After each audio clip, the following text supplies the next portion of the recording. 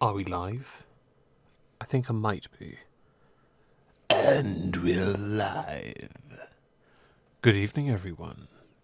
I think this is only the second PMQs with Boris Johnson as the head of the Tory government. This is quite interesting. This is interesting for a whole host of reasons, not least because of prorogation, meaning we haven't had it for the last few weeks. After the first one, which was, I think, an absolute barnstormer. Funnily enough, it was only really interesting for those first 6 questions. The paper pervert, understandably, not calling the current Prime Minister a racist, as he ordinarily does when the opportunity arises. He is quite something. So, good evening, everyone. Hello, Eden, Cyrene, Lloyd, Astra, Takeout Joe, Grey Day, Horny Hippos. Hope you're all having a fantastic Wednesday. Some of you will undoubtedly have been on Twitch with me. Hope you enjoyed the game. Hello, Russell. This is going to be very... Hang on, weren't you so blue-footed booby? Hello, loyal opposition. Yes, so it's going to be really interesting because it's not Jeremy Corbyn and it's not Boris Johnson's day. In fact, we are given a treat so delicious. Hello, Konokos evil twin. Hope you're well. So different. Ah, fair enough, Russell. Although, I don't know why you'd be ashamed of your blue-footed boobies. I think this one is going to possibly, because of just how... hello, number one. Just how awkward it gets. There's a fair amount of courtesy, and I get it. But the parts that really stand out to me are the awkwardness. Hello, Otaku Gamer Judas. So this will be very... Hello, Just Do It. Moist indeed. And Keith. Hello. Hello, Lord Crocker Squirrel. So yeah, let's dive into this. It's going to be DIANE Abbott against Dominic Raab. Hello, Peter Edwards.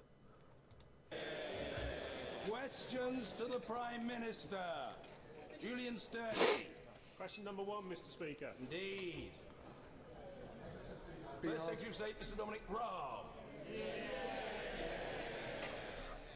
Thank you, Mr. Speaker. I've been asked to reply.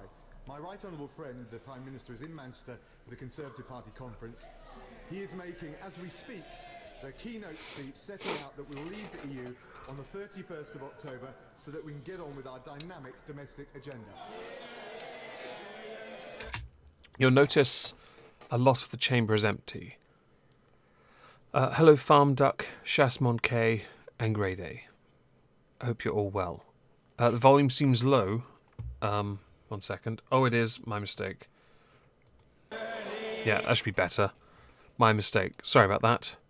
I wouldn't notice because I've got headphones on. So it all sounds reasonably loud on my end. But I think the reason why I've got it lower is because when I stream games and have had other people in the past join me, hello Lulu Bell and James Woodwright, it's never balanced well. I keep forgetting to reset it. The reason this is empty, somewhat empty, is because the Conservative Party conference is ongoing, which has got a number of MPs quite annoyed.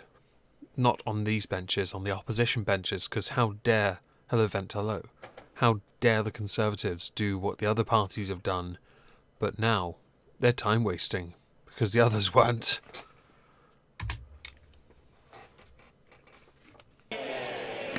Thank you, Mr. Speaker. Askham Bog, a world-renowned nature reserve in my constituency, has been described as irreplaceable by no less than Sir David Attenborough. Yet it is threatened by proposals to build over 500 houses on adjoining land. Will my right honourable friend put in a good word with the Prime Minister to ask him to join me in lying down in front of the bulldozers to save this important natural heritage? Before you answer that, hello, Just Do It. Hello to... I saw 2 other people and I've missed it. Oh yeah, Michael Morrison, Jay Cummins. And Nuke 'em all. Yes, 2020, everyone. Hello, have we left yet? I should say to this question because it comes up a lot. We have green belts, we have brown areas, brown zones, whatever they're called. For the most part, a lot of areas are going to be built over that people consider to be some form of reserve. Unfortunately, with increased population and the demand for property, some areas are going to be taken apart slowly but surely. That is a sad consequence of, well, life really. And also they said adjacent, not on. Key word there, I think. Yeah, I know. Not qualified in the slightest, but hello Angry Scotsman and Mumbling American, who's in Japan. Hello. Can I thank my honourable friend? I always put in a good word with the Prime Minister on his behalf, and I share his passion for preserving our precious natural habitats. Local community views are, of course, incredibly important in relation to the local planning process. That's what our revised MPPF does. He'll understand I can't comment on individual planning applications. It's DIANE ABBOT. Oh, here we go, everyone. Hope you're ready. I am... I've still got my trousers on. It's fine. I will just sip from my bottle of water because I'm hardcore, yo. Greta has made me a climate change skeptic out of spite. Where are my plastic straws? Greta's done nothing to change my views on climate change. In a broad general sense, climate change is real. Moving on. Yeah, I'm looking forward. I've watched this once. I watched it live. I have not watched it since, because I got busy. But we're here now, and that's all that matters. Before it pops, thank you, Just Do It, for the £2 donation. I really appreciate it. Mr. Speaker, yesterday marked the start of Black History Month. Do we have Black History Month in the UK? There it is. Do we have that? I didn't realise that was a thing in the UK, because in our country we just call history... Or the Empire. Hello, Dibula. Hello, Hazardous Pleb the Fifth and British Scorpion. I didn't realise that it was a thing in the UK. Maybe it's us talking about it from American. But yeah, generally, I don't care about a particular history month because I care about all history and how it is correctly interpreted, which is impossible to do, to be honest. But yeah. Never a thing when I was a kid. Maybe it's changed over time. And yes, excited over DIANE ABBOT. The reason I think, Dibs, why Black History Month might be a thing here is because of our empire. And to appease BAME, which is Black and Minority Ethnic Folk, I don't know why Black history, though, is considered the more preferential, which I think is just... I don't know, I'm not really a... Yeah, I know, Russell, I know. Yeah. So I will begin by paying tribute to a young woman already making history this month. Dina Asher Smith became the first British woman in 36 years to win a sprint medal when she won silver at the 100 metres in Doha. Tonight, she... Wait, she won silver and you're celebrating that? You do realise that makes her first loser, right? I mean, fantastic, you participated. But the only people that actually matter in those races are the winners. Didn't you know that? And I would say DIANE is gonna struggle her way through this, the way she talks, because she's not the best in this environment. She doesn't thrive. I don't know who won. I don't care about it. Doha, whatever the event was. Whoever it was, well done.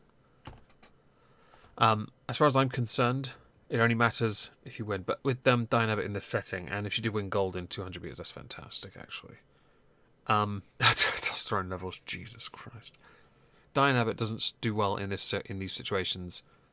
I don't know why, but she starts to then struggle, and because she usually controls a room.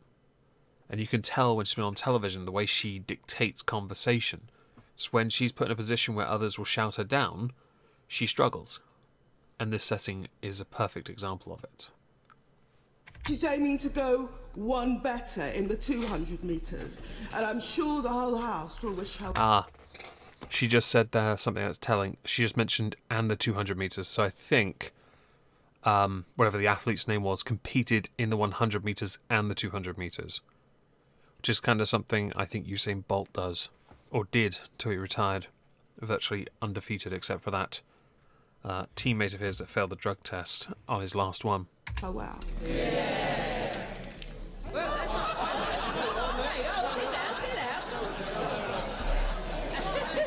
So, minor gaffe here from Rob. He had thought that Abbott was done. So he got a bit overexcited and stood up. Well done, Rob. Hello, Void Horizon and Dead Privacy. Hope you're well.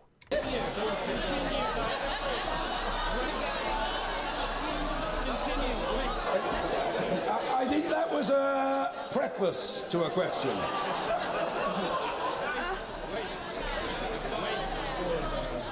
Mr. Speaker, if I may continue uninterrupted. Last week, my honourable friend, the member for Dewsbury, raised the very specific issue. Oh, Jesus Christ, this is going to come up. I'm going to say it in advance. Humbug. Of how many of the hundreds of abusive and violent messages she receives use the Prime Minister's own words. The Prime Minister dismissed these concerns as simply humbug. Since that exchange, my honourable friend Carry on. has received 4 further death threats, some again quoting the Prime Minister's words. Death threats and abuse is something that women across this House experience. Will the Foreign Secretary take the opportunity to apologise on behalf of the Prime Minister for his initial dismissive response?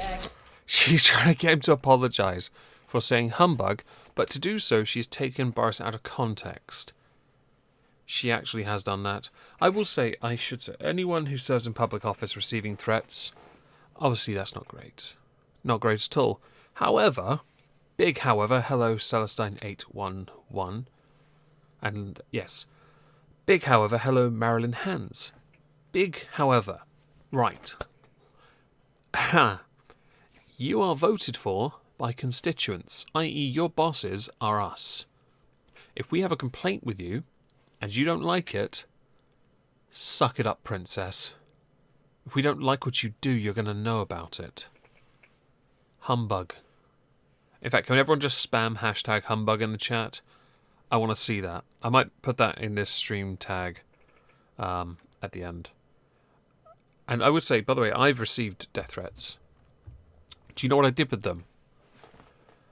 I put them on... I printed them out as a form of collage. Hello, Lucy. I then put them in a frame on my wall, hanging next to my judge helmet, and a few other things I've been sent by lovely, lovely people over the years. Because you know what? Hello, Jono, and 69 Otters, and Maverick Muffin, and Christopheris... I can't pronounce your last name, sorry. And Karma. Hello. And Darth Ezekiel. See, I noticed all these new people, and hello, Irish Rose. I don't take offence to it. My view is, it's a death threat. The key word there being threat. You have security, use it. Granted, it's unacceptable behaviour, but look what you dickheads are doing at the moment. You're hardly endearing yourself to the public.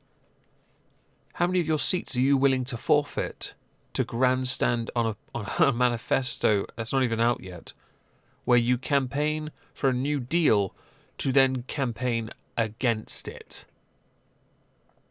You hypocrites. Hello, Cheryl. Humbug is still used, yeah. Is a bummer to pronounce. Well, let's have a go. Kvedorus? Or is it Vedaris? With the K silent. Kvedorus? I'm not even going to... I'm done. No, moving on. But yes, out of context quote, the humbug remark. I know it is, everyone does.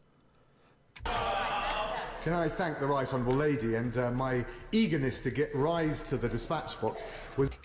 Firstly, hello to Mrs. Angry Scotsman. only because it is fitting in Black History Month as the Right Honourable Lady becomes the first black MP to take to the dispatch box for PMQs. To say that she has blazed a trail, she's made it easier for others to follow in her footsteps, and that is something that I and every honourable member in this House can take pride in paying tribute to. She raises the increasing level of online and wider abuse that politicians get on all sides of this House, and I think we should come together to be clear that there must be zero tolerance for any abuse or any threats. Now, can I also say I found the level of abuse that the Right Honourable Lady has received online to be totally disgusting, totally unacceptable. At the same time, and I'm sure as a passionate champion of free speech, she will defend our right in this House to defend the issues of substance. The remarks that the Prime Minister, my right honourable friend, made were aimed at the suggestion that he couldn't describe the Surrender Act in such terms. It is absolutely clear, given the substance of the legislation, that it would achieve that and undermine the ability of the government to go and get a deal in the EU, which on all sides we want to achieve. DIANE ABBOT! So we Notice how context is key.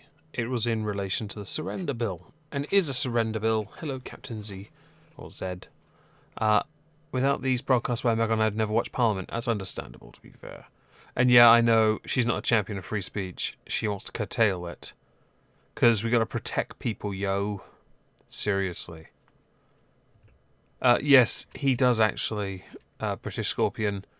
And that will be the most damning thing about him. It's interesting that the SNP are leaning on the Liberal Democrats now, and they will do later, to unite and even if to install Corbyn as a caretaker PM. It's just nonsense. we can take it there is no apology from the Foreign Secretary. I raised a very... Because in context, why should he apologise for the actions of others? If that's the case, actually, this is where you've set up the straw man there. If someone says one thing and others act on it, it's just the case that everyone's going to be apologising all the time for things that aren't even their fault. And it's also not a guilt by association thing. Just because someone acted on what someone else said, even though they didn't say it in a threatening way, and it was used, and I know what it was used in context, it was used entirely to insult you because of how absolutely snowflakish you are. Hello, Prospero. She struggles because she's trying to. Okay, so Diane Abbott's from Hackney. She's trying desperately to sound like she's from a class 2 levels above where she actually is. That's why. She's trying to act noble, and she's not. Please tell me he asked her a maths question. That would be the best question to ask her. I would love to see that. Yes, indeed. Bar humbug. And I'll be honest, if Corbyn was retired or recorded a basement cell, he'd be in there with Davros. very specific point that the member for Dewsbury raised about the abuse she gets using the Prime Minister's own language. Why should he apologise for that? And why should the Prime Minister apologise for that? In fact, there is no legitimate reason for him to do that. Diane, you're very delicate. You're looking a bit tired. Mr. Speaker, deliberately disturbing billboards showing unborn fetuses have been put up in the London Borough of Walthamstow. Yes, I saw them. They are quite disturbing imagery. And I find this debate, because it certainly cropped up in Parliament after PMQs, to be quite fascinating. The discussion about abortion rights and pro-life and pro-choice people. I would point out that those billboards were allowed to be there because people paid to put it on there. If I can pay for a billboard that says, I don't know, Prospero's real name is actually Mike Coxlong, I think we can get away with having imagery that disturbs people. You get the point. The billboard is there privately rented for the most part. There are some that are council-owned, and I believe those in question were private, so it doesn't matter. Another thing of interest, actually, I should point out. We have pictures on cigarette packets. Excuse me. Yes, indeed, Dibula, it's someone's fault. I'm going to cough again, hang on. Yeah, I just doxed you. Sorry, Prospero. In it. So, on cigarette packets in the United Kingdom, we have pictures of some of the most grotesque consequences of smoking. That would include a rather nasty hole in the throat, to the tumours on actual lungs, parts of body looking rotten and absolutely disgusting. That imagery is still allowed to exist, but apparently a fetus is worse than that. I would argue, no. If I have to tolerate seeing people with cigarette packets that were covered in that nonsense, you have to tolerate a fetus from pro-life campaigners. They're upsetting for women walking past, but I'll be honest. Have you considered go to Amazon? I'm sure with Prime you can get a Constitution. particularly upsetting for the member for Walthamstow because these billboards are targeted at her in response to her work to decriminalise abortion in Northern Ireland. Abortion in Northern Ireland should be decriminalised on the 21st of October. Yes, it's going to be. As far as I'm aware, people voted for it. That's what they get. What will the Foreign Secretary do to ensure that from later on this month, women in Northern Ireland will have the same human rights to legal and safe abortion as women in England, Wales and Scotland? What does he have to do to ensure it? Hello, TOS. A devolved administration has much control over what they implement. Northern Ireland, that's why they didn't legislate this for so long. Because the people didn't want it. And a lot of people still don't. And that's not just in Northern Ireland. There's a lot of people in England, Wales and Scotland that don't either. They're just outnumbered. And do you know what they do? For the most part, they're quiet. They just get on with it and accept free choice. No hint of irony here, guys. None at all. Hello, Kelty or Dave. What can I... And yes, I know, Sean. That's where the argument's going, and I can't do it. say to the Right Honourable Lady, and she's referred to the other Right Honourable Member and the abuse that she's received, that I and all members of this House, I know, believe it is totally unacceptable. There is a place for free speech, but we should never allow that to cross over into abuse, intimidation or harassment of honourable members on all sides of this House going about their business. The most important thing we can do on the specific issue that she addresses is get the institutions in Northern Ireland back up and running so that they can exercise their rights, their prerogatives on the behalf of the people of Northern Ireland. Diane Abbott. Thank you, Mr. Speaker. I noticed the Foreign Secretary hasn't said anything about those horrific posters, not posters anyone would want to see. Because what can he say about them other than they're a bit disturbing? Honestly. I saw the picture, by the way. I did admit it's not something I like to see that much. But to be honest, it didn't stop me eating my sandwich. It didn't make me think, oh, I'm going to be sick. I just thought, biology. I now remember why I did chemistry. Hello, Isla May. Hope you're well. Particularly someone who's actually pregnant, as the member for Walthamstow is. Yes, Stella Creasy, pregnant. Saw them, got triggered. I think they're in her constituency, those billboards. Mr. Speaker, Labour last week reiterated its call to end the rape clause, which forces women to fill out a 4-page form to prove their child was born with rape to get financial help. Well, you do have to confirm it. If there's an investigation to prove it, then it shouldn't be too difficult to fill in a form to have the relevant case attached to it. There is a... Hello, Marilyn Hands. Hope you're well. There is... I mean, I do think, by the way, that it's a bit cruel to make people fill out such forms. I should say that that does unsettle me. However, I also know why it exists. I think it's stupid. 4 pages is a bit much for something that should easily be done, I'd say, on 2 lines, nothing more. Will the Foreign Secretary today back Labour's pledge to remove the abhorrent rape clause from universal credit? Well, I would say that we've looked at this issue. Hello, Carlos. Haven't seen you in a while. Hope you're doing well, mate. It says on the paper she's a nodding donkey. Jesus Christ. Oh, no. Oh. With the universal... Okay, so another thing I do take some issue with, I guess. I'm not against universal credit. I'm not on benefits myself. I'm self-employed, very proud that I pay my taxes. I make enough to get by, so I don't care too much. I do find it fascinating with those who are on it, though, the amount of hoops they have to jump through. But to put all the relevant departments together to create one system so that you can then save money where you can, because let's not forget here, austerity had to happen. The bureaucracy, what was available for people to abuse a system, existed, so people didn't have to go to work. They didn't have to. Although I will say, when austerity was introduced and I was unemployed, or before then in fact, there was no help for me at all. The incentive was, have kids, then we'll help you. I don't want kids, so no thank you. I think, understandable, Carlos. You'd probably end up getting kicked off Twitter if you get into any fights, with Sophane especially.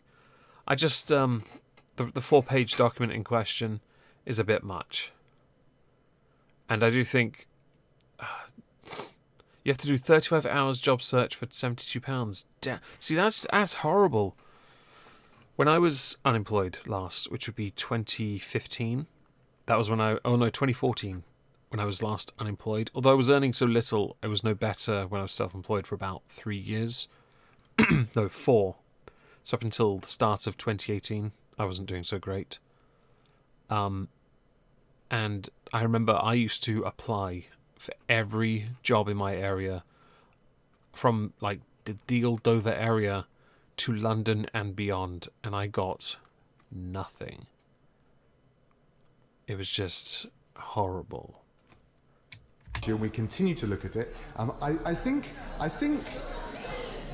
And Russell, that's awesome. You should tell me more about your business if you're ever comfortable about it. Like, message me about it. I'd love to learn.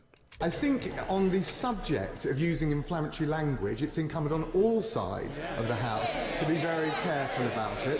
But I know that my right honourable friend the Secretary of State for DWP, looks at this and will continue to take questions and scrutinise us very carefully so we get the balance right. Of course, I would just gently say to her that on the Labour side, they want to abolish universal credit and engage in an open spending spree on handouts. That is the wrong thing, to trapping people into the welfare trap. On our side, we want to help those people from the poorest backgrounds get into work, and our record speaks for itself.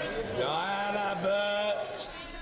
How more dismissive can the Foreign Secretary be to people and families dependent on benefit? When it's I would... Okay, so...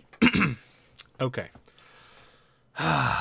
There are some people in this country who are dependent on it because they are unable to work for a whole plethora of reasons, many of which are legitimate.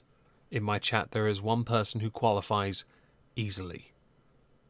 But then there are others who are dependent, but not because of anything that should prohibit them from working or inhibit their ability, but entirely because of their own doing, because of their own poor decisions.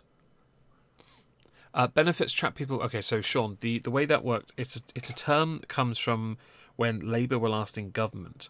Basically, the system was that the job centre never helped you find work. They never helped you get a job. The existence was you were on benefits, and that was it. And some instances existed where you could live comfortably on all the different types of benefits, right? With that, and earn more than someone who works full-time, works really hard even, because full-time could mean jack, really, from low minimum wage to high skilled. But some people could earn, they could earn enough money, they never had to work. And all they had to do, there's actually a woman who lives around the corner from me who does this. Every 2 to 3 years, she pumps out another kid. She's got 9 kids. She's never had to work a day in her life because all she has to do is pump out another kid. And she's getting more money every time. It's capped, but it's guaranteed for a few more years when they're all in school until she can't have them anymore. So it's one of those weird things where The benefits back then existed, and it wasn't capped. People were taking tens of thousands more than any average family. And there was no incentive to get a job because the government would always look after you. There was no accountability. It was just spend, throw money here, have some money, live off it. Tragic. Talking about a spending Hello, wristy gymnast. spree, we are talking about a system which is fair, which is just, and doesn't subject people to undue humiliation. Humiliation is a... Oh, Jesus. Emphasis on hang on. Humiliation emphasis. Hang on, let's just go back a little. Ready? Humiliation. One more time. Right. The emphasis. People to undue humiliation.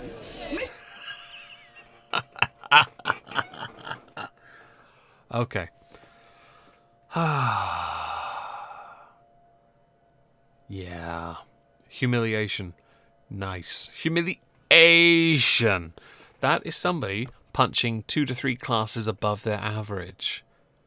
Hello, alchemist. Humiliation. Oh, can someone please crop that? I need it. I need it. Hey, Thalion. It is the stupidest thing, and I've mispronounced on purpose, the stupidest thing to to emphasize on a feeling. The system that exists is humiliating. I know this because I recently had to go to a PIP or PPI, whatever it's called, assessment with my sister because she needed someone there so she didn't lose control of her senses because she's very easily overwhelmed, whereas I am the antithesis. I don't get overwhelmed. We waited for 30 minutes longer for the appointment to start, and when they came up to us to say time to start the assessment, I immediately hammered them for their absolute tardiness. And I made them apologise by very patiently telling them nobody goes anywhere until they apologise.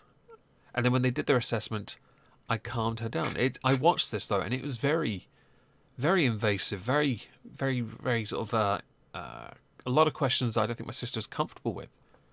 But when my sister was starting to show signs of feeling like that, I would remind her, it's Pip, thank you, Eden. I would remind her that it needed to be done because that is the correct way of ascertaining if someone qualifies. And I had to keep reminding her kindly, and that did the job. It's why I'm the opposite. I'm the very... wait, Waters in hiding? Wait, what? Have I missed something? Hermione. Oh, jeez. Hey, MC. Hermione. Yes. Anyway, humiliation's a feeling, and therefore it is null and void, like the prorogation of Parliament. Mr. Speaker, last week, the 100-year-old travel company, Thomas Cook, went out of business. Yeah, one in my town went out. I'm so sad. How will people ever book their holidays again? Can we get those on Amazon as well? We know that 72% of its workers are women.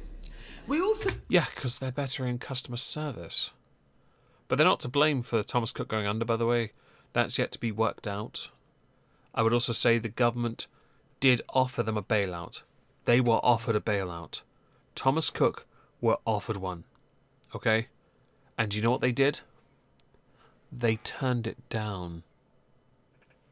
To know that although governments around the world stepped in to save subsidiary Thomas Cook companies in their own countries, the UK Business Secretary thought it wasn't her job.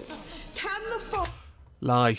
Although she did say that initially. Not true. And I would say, if the government steps in to bail out every private company that's starting to go out of business, the government's going to have to bail out every damn company. Okay, and then take ownership. And we must seize the means of production, right? Foreign Secretary explain to those workers, some of whom are with us today, why their government sat idly by. It is idly by. And, yeah, Tom, yeah, I know what you're talking about. I end up trying to calm everyone, calm my sister down by when one of the guys mentioned the assessors. He was having his favourite dinner tonight, and asked him what it was, and we started talking about steak because that was his favourite dinner. And I said mine was macaroni cheese because I'm exciting. Well, first of all, I would say to the Shadow Home Secretary, we didn't sit idly by. The efforts of the government to make sure that those holiday makers and those travellers who are caught overseas could be returned back to the UK, coordinated by the Transport Secretary, have been very effective, and that has required a huge amount of cross-government work, including in my own department. In relation to whether the government should step in and bail out Thomas Cook, it's very clear, if you look at the financing behind it, that it wouldn't have rendered the company more sustainable. It wouldn't have saved the jobs in the long run, and we are of course concerned to make sure that in the long term we've got a sound economic basis. We've created 3 million new jobs in this country since 2010. Doesn't count for inflation, so it's not as impressive as it sounds. I should also say, I do agree it is pretty sad that all those people that lost their jobs because of the poor mismanagement of that company. I genuinely I feel sorry for them people, because now they're going to have to find new jobs, and their pensions, if they have them with the company, are ruined. Until administrators go in there and try and work out what money they can get from it, yeah. Yeah, exactly, Prospero. It's not the job of government. They will with services that are vital, like the steel it's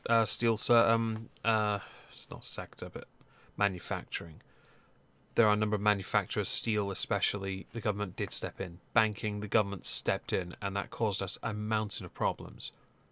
We step in all the time. We'll continue with that. What we're not going to do is routinely bail out companies that are unsustainable. That's not the right way to go. DIANE, ABBOT. Nobody's asking the government to routinely bail out companies. That's not the truth at all, Diane. Has anyone ever told you bangs don't work? I'm sorry, I'm not going to attack your appearance. I've been trying it for the last 5 minutes. Her frosted glass. I've been trying to add abbot and lobotomy together. Abbotomy. But something about that doesn't sound right. But I do feel like when she's talking and struggling and overemphasizing that perhaps half her brain is missing. What we are asking the government is, why won't you even meet with the workers? Yeah. And that's not what you asked. What happens? What do you hope to achieve by meeting people who are out of work, besides guilting them? That's all you do. You guilt them. That does nothing. It doesn't change their situation. Those poor workers, yeah, that's terrible. Especially when you heard about the bonuses the 4 major people running that company got. Tens of millions those people got. Those people are living a lavish life. And that sucks when you think about the people who have now lost their jobs who are going to struggle. That sucks. But that's how a private company works, isn't it? The best get the most, and when they tank it, they still get the most. And hello, Wondering Lisa. Yeah. The bailout thing, she just shifted the goalposts. Hello, Sterica. I'm sorry, I can't pronounce the first part. I assume it means something. I can't be sure. Yes. You're unemployed, but the rich are getting richer, and trickle-down economics is totally a thing. Yeah, no. It's, yeah, okay, let's go with that. A drunk shovel. I think, because it's happened a few times over the last year, a number of companies have gone bust, and the government has had to step in.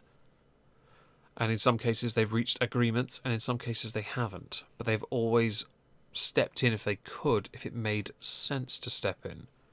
Clearly with Thomas Cook, it wasn't the case. They did step in, but it wasn't sustainable or feasible. I didn't know people still went into shops. Hello, Poppet too. I can't believe people still go to a shop to book a holiday. Mr. Speaker, whether it's women members in this House... Oh, no. Oh, I remember this. The cringe. Oh, I'll just press play now. Oh, God, I can't do this. Women claiming benefits, women's reproductive rights in Northern Ireland, and the failure to support women workers at Thomas Cook. Isn't this a government letting women down? Well, I'd say to the Right Honourable Lady, on this side of the House, we're proud to be on our second female Prime Minister. Oh, that's not a good point. That's not a good one at all. Because both your female PMs got knifed in the back. Well, Hello, Globus Hystericus and Living the Dream. Yeah. I know. Crowbar the ID politics. Yeah, I heard about that actually, MC. That's pretty cool. I hope they got decent flights. I don't think the government's letting women down. A lot of our arguments centre around, for example, women being those hurt the most by austerity. Okay, that's one of the bigger ones. Okay, firstly, women working in retail, not surprising. Seriously, they have the best interpersonal skills, generally, when it comes to caring. With austerity, the percentage... Oh, hang on, I have the stat. Where is it? No, not that. That's the gin I want to buy. Yeah. 86% of austerity's fallen on women. If you look at the benefit changes to tax and benefits from 2010 to 2017, 86% of the reduction in government spending is in spending on women. This is based on which person in a household receives a benefit or is taxed. Therefore, this does not factor in the indirect impact on partners and household budgets, rendering her argument null, because there are no statistics for the rest of it. Oh dear.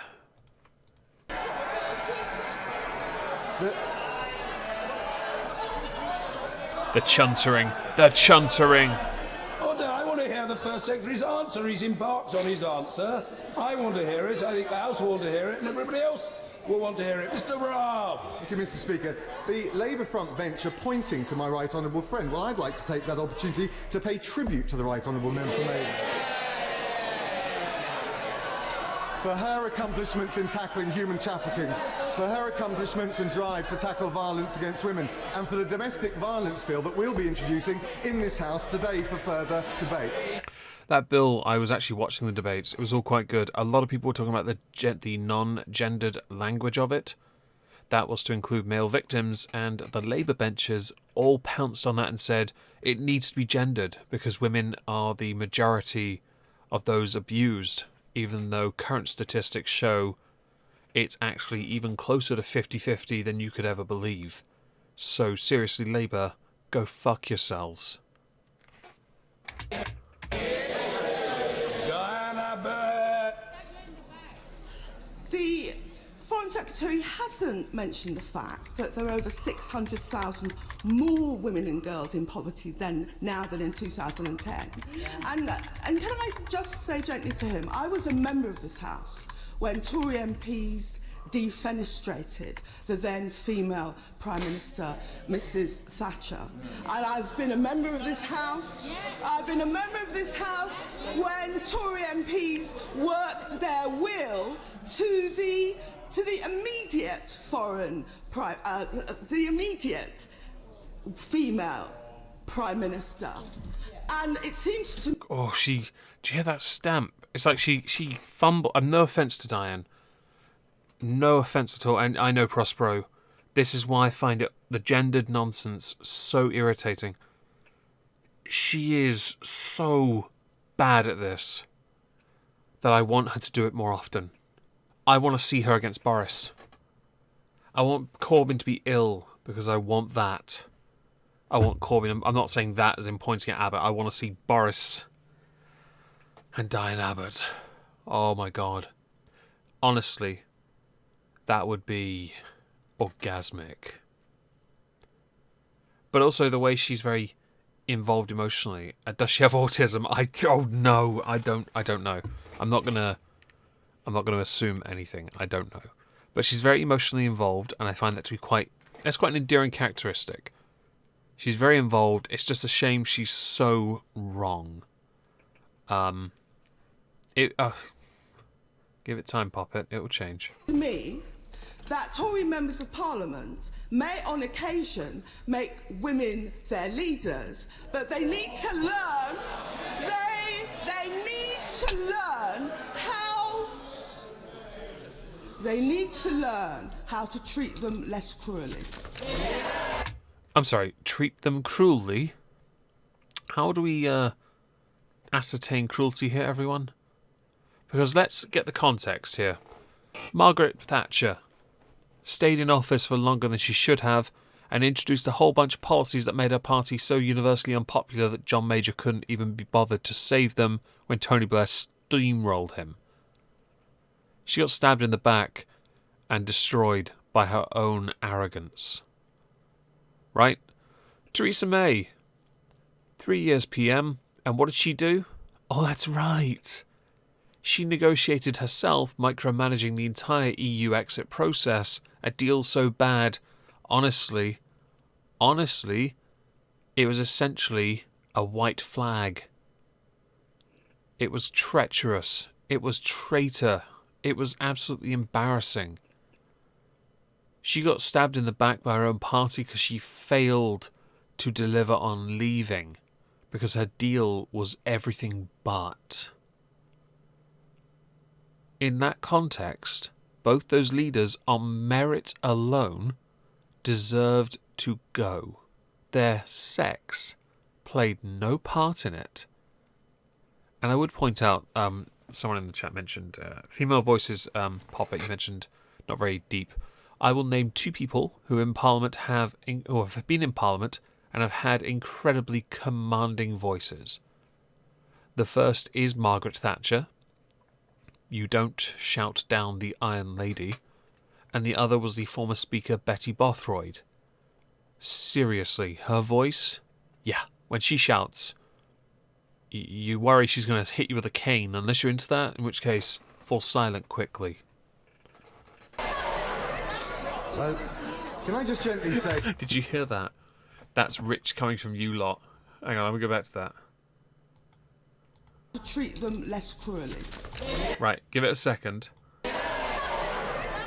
So, can I just gently say to the Shadow Home Secretary in relation to Margaret Thatcher, that if she wants to talk about treating them better, she might have a word with the Shadow Chancellor, who talked about going back in time to assassinate her. That's not appropriate language on her side. She talked about Labour's record. Can I just remind her that because... You know, that's not a bad idea, Patriarch of the Sith. Hello, Patriarch of the Sith, by the way. I may well actually do a video on Betty Bothroyd. She is in the House of Peers, House of Lords now. She was a very good speaker. She, like Burko, could actually command the room. Because of Labour's economic mismanagement, we saw female unemployment rise by over a quarter. Now they want more debt, more borrowing and higher taxes. On our side, we're proud. Female employment at record lows, higher percentage of women on FTSE 100 boards, and the gender pay gap at a record lower than under the last Labour government. Give this a second. A mistake is about to happen.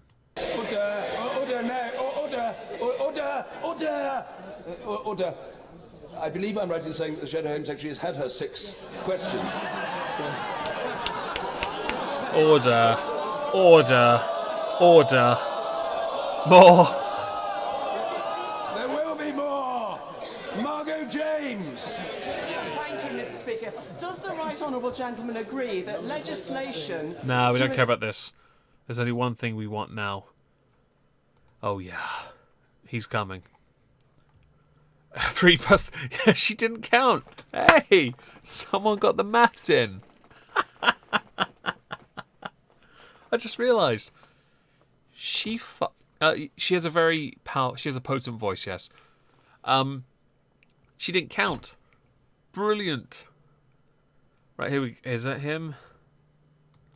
Right, here we go. Grace that the Prime Minister is not here. No, we're going to go back a little. Because I want to hear everything he says. Who put them at risk. Ian Blackford.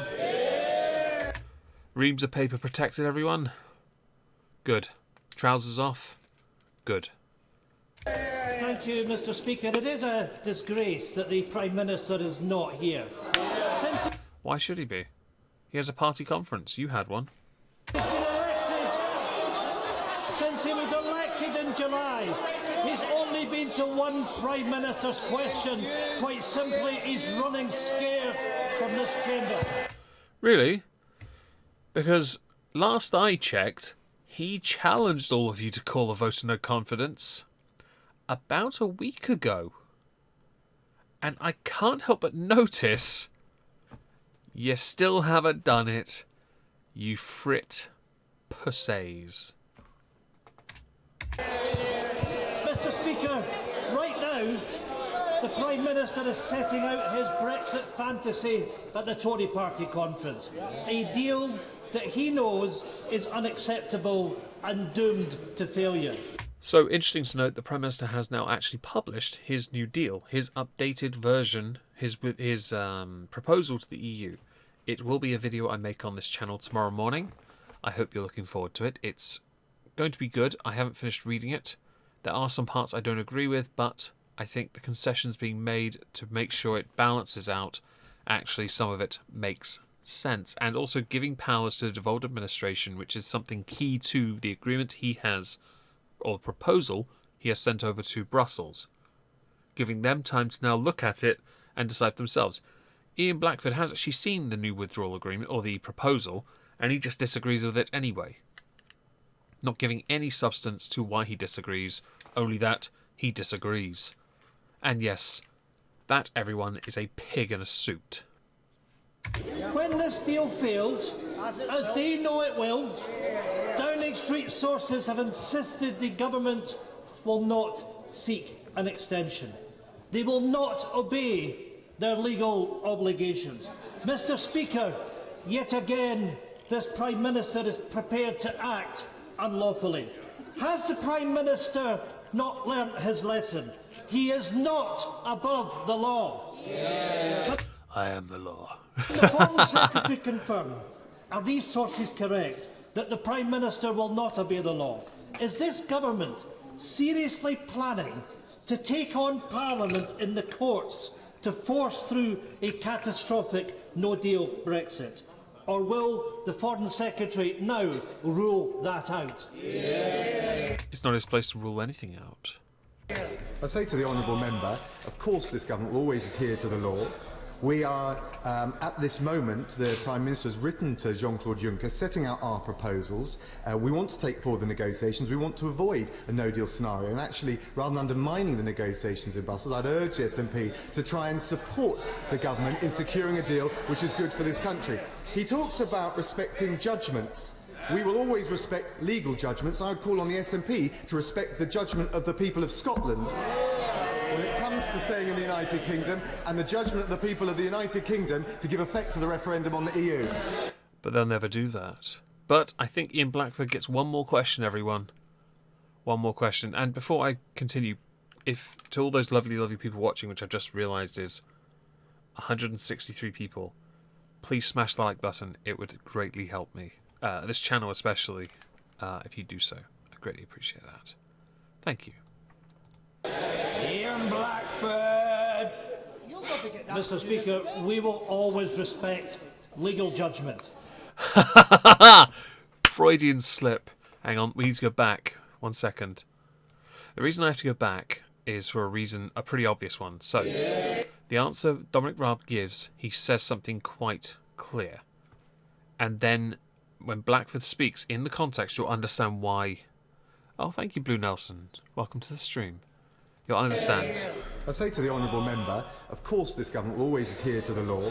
We are, at this moment, the Prime Minister has written to Jean-Claude Juncker setting out our proposals.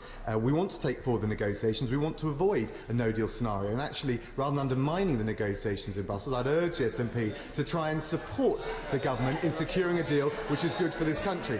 He talks about respecting judgments. We will always respect legal judgments. I would call on the SNP to respect the judgment of the people of Scotland when it comes to staying in the United Kingdom, and the judgment of the people of the United Kingdom to give effect to the referendum on the EU. Now comes the slip. So I hope you understand what he's just said. So you can we interrupt the stream for a public service announcement. I like that. So yes, you've heard what Dominic Raab says. Now listen to the slip. Hello, Linksy. Ian Blackford! Mr. Speaker, we will always respect legal judgment. Boom. Not respecting the will of the people. Openly declared. Well done, Ian.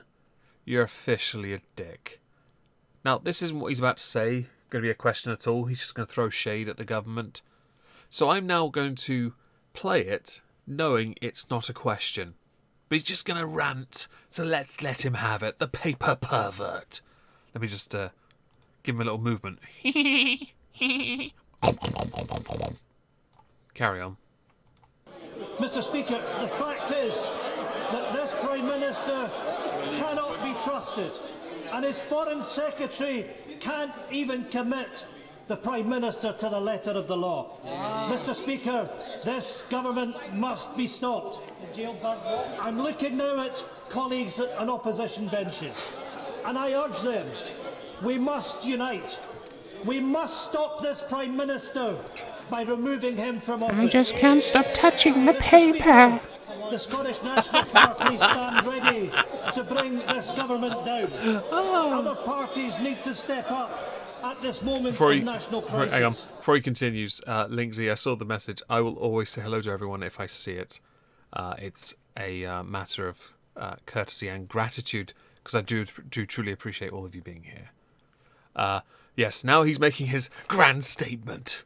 We must get rid of this dangerous man. We must. Hello, Sunseal. We must depose him. We must turn him out. We must have him arrested.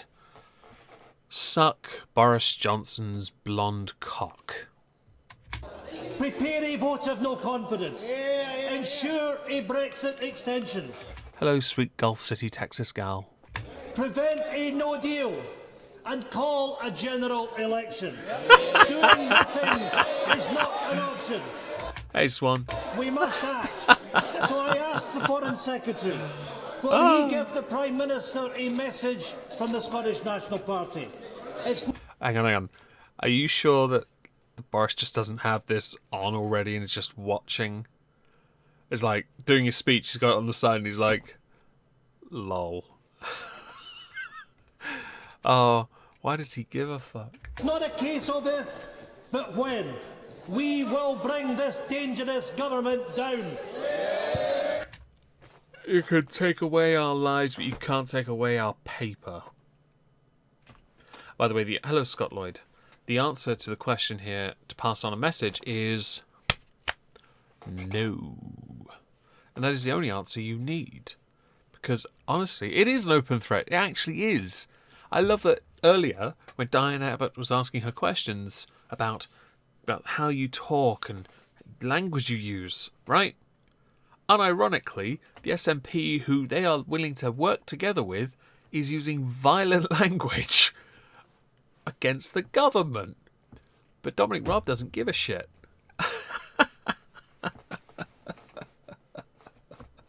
Oh, this is so embarrassing.